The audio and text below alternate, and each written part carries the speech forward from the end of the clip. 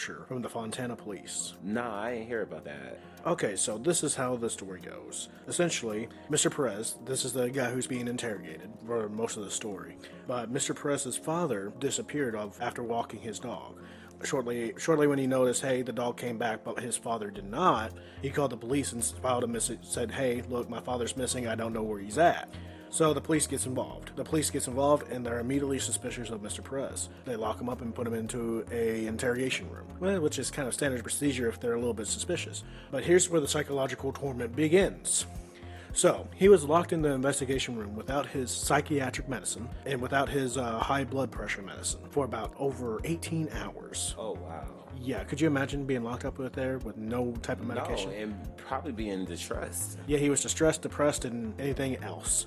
So the investigation continues, and they are constantly bringing up the fact that, hey, we know you killed your father. We found the body. He already has a toe tag, and he's already in the morgue. We know you killed him. So they began talking to them and trying to work him through this, because in cases of like psychological trauma or you're trying to repress memories, memories will just completely disappear, and you won't have any type of memory of the trauma that you inflicted or you got inflicted upon.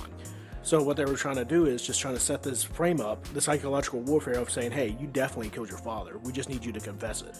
So later, after they didn't get a confession out of him from there, and like I said, this is a long and tiring process, they brought his dog into the interrogation room, saying, hey, we're going to euthanize your dog. If you do, so you can just say your final goodbye to your dog now. And plus, the dog doesn't even want to look at you. Look, he knew you killed your father because he was walking in his own blood. So they let him have his time with his dog, and they took the dog away, and he presumed that they euthanized his whole entire dog.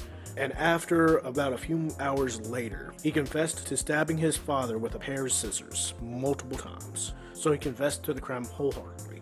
Later, when he was actually incarcerated, he had tried to attempt suicide. Oh, wow. Yep, he attempted suicide, and then he got locked into a psychiatric ward for 72 hours. 72 straight hours. While he's in the psychiatric ward, guess who turns up? Don't say his dad. His dad turns up. Oh, gosh. It turns out his dad was waiting at the airport, trying to find his daughter.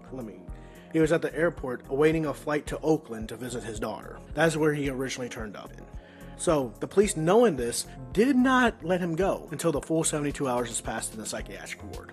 But even then, even though his father is still alive, they did not tell him. They did not tell him they found his father alive. So they go to his house, and it looks like it was a disarray. It's a complete mess, but that was also due to the renovations being around the house. And he was telling his father and yelling about, complaining about the renovations and how everything looks like a mess to his father the day prior.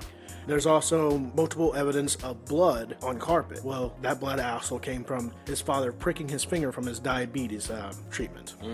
So they believe that he assaulted another person or killed another person. But it actually turns out there's no murder. They just psychologically messed up this guy's mind into believing he thought he killed his own father. But here's the weird thing. When the father disappeared, he left his phone, he left his wallet. So automatically you think, yeah, murder. But also when he disappeared, he caught a train all the way to Los Angeles. Then he caught a bus to go see an old friend of his. And then he was at the airport. So he was like missing for a full 72 hours. Whew, that is a lot. And that's so wrong to play with someone's mind like that. And y'all didn't have any proof. I understand they do things to get a confession, but